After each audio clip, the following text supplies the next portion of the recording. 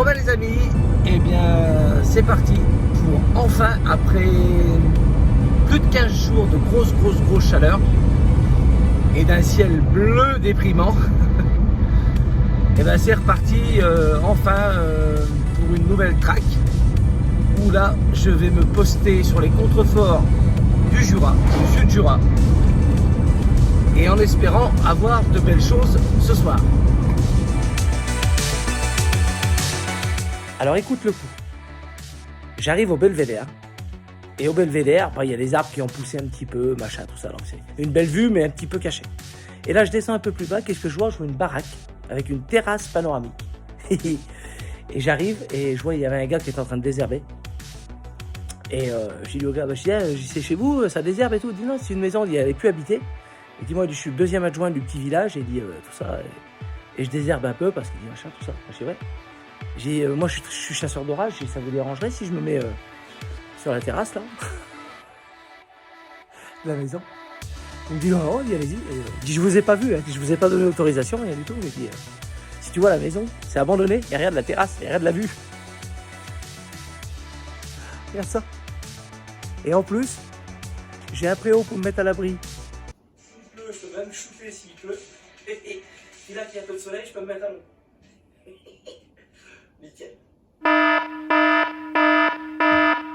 Nickel. Nickel. Oui, l'endroit merveilleux. Comme vous avez pu le voir dans la vidéo d'introduction, et je ne reviendrai pas là-dessus, vous avez vu la vidéo, un endroit magnifique avec une vue dégagée à fond sur l'ouest, un petit peu moyen sur le sud-ouest qui nous intéresse, et en même temps donc aussi une vue sur le nord-ouest. Donc parfait. Mais ça aurait été parfait si je n'aurais pas, encore une fois, fait la même erreur que 2 fois auparavant. C'est-à-dire le manque de patience. Pourquoi? Je vous explique. Eh bien tout simplement, dans ma position de vendredi, je m'installe, je prends 4 éclairs, dont une ramifiée, mais étant donné que nous sommes en chasse diurne, la ramification va vraiment se voir au niveau du post-traitement quand on va baisser l'exposition sur la photo, et là on va voir les petites ramifications autour de l'éclair. Donc je suis content, je suis très heureux, je me dis ça y est, c'est bon, c'est parti, je regarde les radars et tout va bien dans le meilleur des mondes. Mais mon impatience est ce débit d'information, c'est-à-dire 4 applications qui donnent en temps réel le déplacement de l'orage. Ce qui était annoncé en début d'après-midi, c'était vraiment un flux de sud-ouest qui remontait vraiment sur le sud Jura. C'était sans compter sur les reliefs qui peuvent faire dévier une situation. C'est-à-dire que le foyer orageux est passé sur le Beaujolais, n'a pas atteint le Haut-Mâconnais et est passé en direction de l'Ain et de la Haute-Savoie. C'est-à-dire que 2 heures plus tard, je regarde les situations, j'ai quelques infos par des collègues qui eux se sont placés sur le nord du Bugey, et je m'aperçois que il ne va plus rien se passer du tout de mon côté, et que finalement, le foyer orageux, au lieu de remonter, c'est-à-dire comme ça, il est remonté comme ça, mais beaucoup plus bas. Donc, je me suis retrouvé isolé, sans rien, et à l'oreille, j'entendais au loin les grognements, du tonnerre et tout. Alors, mon impatience et mon envie d'éclair me conduisent donc à partir de ma position. Et là, ce fut une erreur monumentale. Alors, j'aimerais vous parler de cette erreur, de vouloir à tout prix changer de poste. Parce que je l'ai déjà faite 2 fois, cette erreur. Et ça fait 3 fois avec vendredi. Pourquoi ne pas attendre? Oui, changer de spot. Mais quand on connaît un autre spot à 10 km, 15 km, où on est sûr de pouvoir se poster tranquillement, ressortir le matériel, faire la mise au point et shooter. Et c'est pas ce qui s'est passé. Et là, j'aimerais dire à ceux qui se lancent dans la traque d'orage, n'essayez pas de courir 50 lièvres à la fois parce que vous allez revenir bredouille. Et c'est ce qui m'est arrivé vendredi, comme les 2 autres fois précédentes. Oui, donc très important, quand vous avez défini un secteur, quand vous êtes posé, que vous êtes dans un endroit où vous pouvez en même temps vous mettre en sécurité avec la voiture à proximité ou un préau ou quelque chose comme ça, il faut y rester. Parce que ma deuxième partie de track de cette journée de vendredi, elle s'est traduite par quoi? Eh bien tout simplement, vous montez dans la voiture, vous partez comme un taré, le matériel jeté sur la banquette arrière, et là vous roulez avec la voiture, et vous vous apercevez de quoi? Parce qu'un orage et un éclair, c'est très vicieux. Et ça joue un petit peu avec nous, on dirait, quelque part. C'est-à-dire qu'il suffit que vous êtes dans la voiture pour que là, l'éclair, il dise « Ah bah tiens, hé hé, coucou, je suis là, et tu m'as pas eu. » Voilà. Et là, vous êtes au volant de la bagnole et vous ne pouvez rien faire, vous ne pouvez pas vous arrêter, soit il n'y a pas de point de vue, soit vous êtes comme moi, pour ce qui était de vendredi, je redescendais donc sur Coligny, j'étais sur une double voie avec une séparation de terre-plein central, donc impossible de s'arrêter. Et là, vous avez devant vous, ça illumine de partout, c'est Las Vegas, et vous ne pouvez rien faire. Voilà. Alors donc j'ai décidé de continuer quand même, mais à un endroit, la sortie de Coligny, qu'est-ce que je fais? Je me cale sur le bord de la route, c'était même pas très prudent parce qu'il passait pas mal de poids lourds, et je me suis mis, donc encore une fois, une erreur à ne pas faire, et j'ai réfléchi après par la suite, mais j'ai dit, qu'est-ce que t'es bête? Il faut pas faire ça, tu peux pas rester là. Je me suis mis en plein milieu de la champ de blé qui vient d'être coupée, avec une cellule orageuse au-dessus de ma tête. Et là, je me suis dit, quand j'ai vu les éclairs qui couraient partout autour de moi, je me suis dit là, mon garçon, t'es pas intelligent et il faut vite t'en aller parce que tu es tout seul au milieu du champ, donc tu es une proie pour les éclairs et tu es un bon candidat pour être foudroyé. Donc je suis remonté dans la voiture et je suis redescendu un peu plus bas encore, où là j'ai commencé à prendre des gouttes de flotte, j'ai viré sur la Bresse. Alors la Bresse, pour les chasseurs d'éclairs et d'orage, ce n'est vraiment pas l'idéal parce que c'est des petits vallonnements et entre chaque champ, il y a une forêt. Donc, question point de vue, surtout si vous avez l'intention d'aller traquer les orages et de passer par la Bresse, surtout restez bien sur le Beaujolais, le Mâconnais, le Revermont, le Sud-Jura ou le Haut-Bugey. Ne passez pas par la Bresse, vous n'aurez aucun point de vue pour shooter et pour prendre en photo ou en vidéo des belles situations qui se passent au-dessus de nous. Donc je me retrouve dans la Bresse. Et puis, bien sûr, sous la flotte et tout, aucun point de vue. Il est 22h, plus de 22h. Voilà, la nuit commence à tomber. Je décide donc de repartir avec la voiture, de remonter sur Saint-Amour, où j'étais posté donc au départ. Et puis là, c'est là que je vous dis qu'il faut bien rester. Il faut bien rester quand vous avez un endroit, s'il vous plaît. Je ne referai plus cette erreur, c'est fini. Il s'avère que quand je retourne en direction de Saint-Amour, où j'étais au début, une cellule orageuse s'était reformée plein ouest et qui a balayé le nord du Mâconnais, tout le nord de la Bresse et qui est passé où j'étais posté, bien sûr. C'est-à-dire que si j'aurais été patient, si je serais resté où j'étais posté, eh bien, cet deuxième épisode orageux donc de la soirée, eh bien, j'aurais été aux premières loges pour faire des photos magnifiques parce que ça a été un festival. Voilà, donc j'ai presque 40 km pour rentrer et puis pendant 40 km, j'ai pesté en me disant... Même j'envoyais des SMS aux collègues, à ma femme et tout. Je disais, mais j'ai envie de me mettre des baffes, quoi. J'ai envie de me mettre des droites parce que j'aurais dû rester là-bas. Voilà.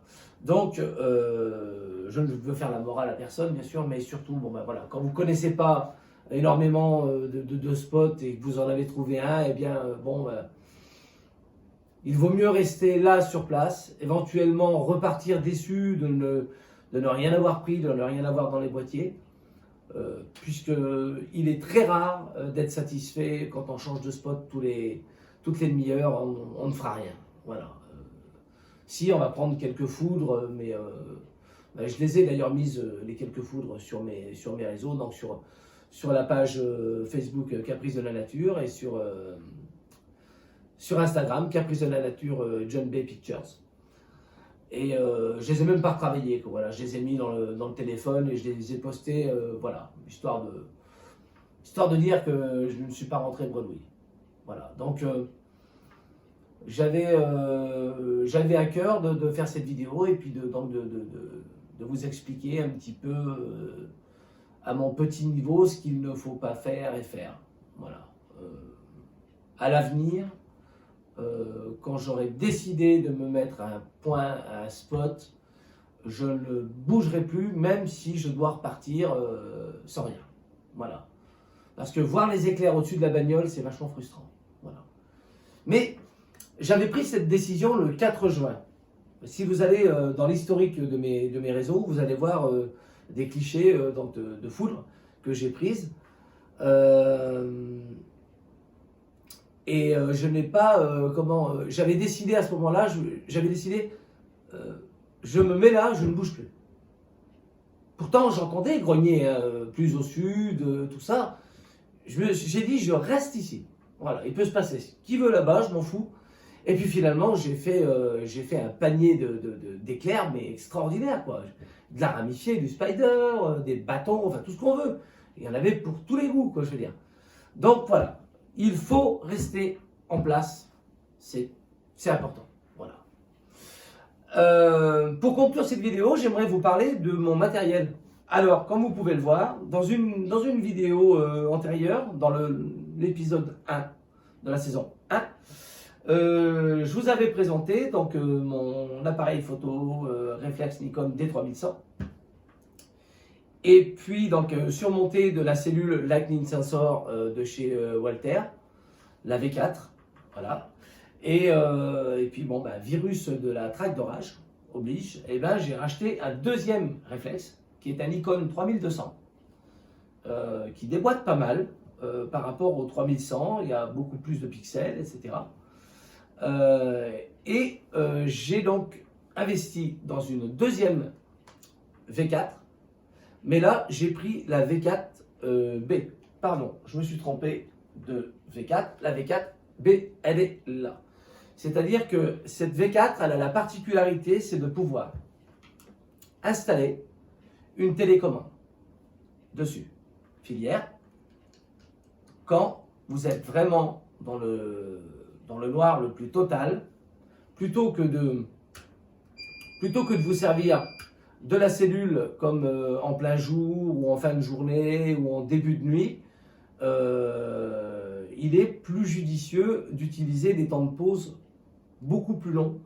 Et des fois, au moment de l'heure bleue, la cellule a tendance des fois à boiter un peu. Voilà.